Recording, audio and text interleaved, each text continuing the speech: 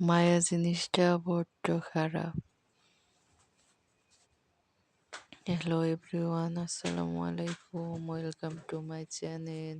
আশা করি আপনারা সবাই ভালো আছেন। আমরা আল্লাহর অশেষ রহমতে ভালো আছি। যেখানে পুঁটি মাছগুলো ভেজে নিলাম, এখন হলো কাঁচা টমেটো ভাজি করবো, যে পেঁয়াজ কাঁচামরিচ দিয়ে কাঁচা টমেটো দিয়ে দিলাম। আসলে আমি প্রথমবারই ভাজি করছি। যেখানে একটু হলুদের গুঁড়া একটু দিয়ে নিব, তারপর লবণ দিয়ে তারপর ভাজি করব। নামানোর আগে ধনিয়া পাতা দিয়ে দিব। কিন্তু মাশাআল্লাহ অনেক মজা হয়েছিল।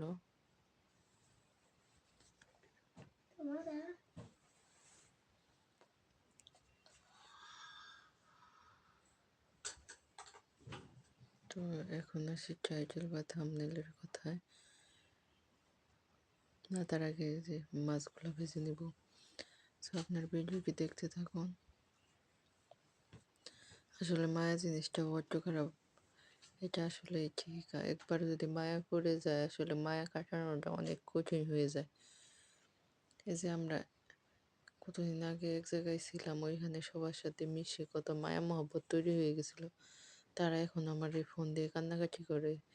আমারও তাদের জন্য খুব খারাপ লাগে, ঠিক আছে। আমার বাচ্চাটাও সে জায়গায় যাওয়ার জন্য পাগল, সে জায়গায় যেতে চায়। আসলে সেটা তো এখন আর সম্ভব না।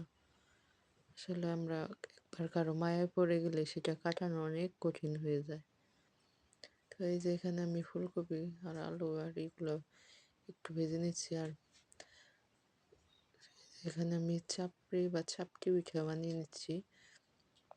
ঘুম থেকে উঠতে উঠতে জোহরের আজান দিয়ে দিচ্ছিল, আর তখন আর নাস্তা করার মুড ছিল না। এই যে এখন এই যে একটু চাপটি ভেজে নিচ্ছি, এটাই খাবো সকালের দুপুরে, সকাল দুপুরের নাস্তা হিসেবে আর কি। তারপরে যেখানে আমি ফুলকপিগুলা ভেজে তরকারিগুলো রান্না করে নেব।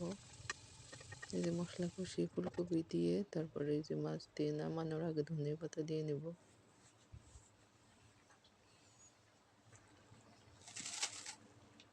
যারা আমার চ্যানেলটি সাবস্ক্রাইব করেন অবশ্যই সাবস্ক্রাইব করে পাশে থাকবেন, লাইক কমেন্ট করবেন। এই ছিল আজকের ভিডিও। আর এই যে আমার রান্নার ফাইনাল লুক আপনাদের মাঝে শেয়ার করছি। আসলে সিম্পল খাবার দাবারই বেশি ভালো লাগে। আর আমরা যেহেতু টুনাটুনি দুইজন মানুষ, তো আমাদের অত খাবার দাবার হয় না, অল্প একটু খাবার দাবার হলে হয়ে যায়।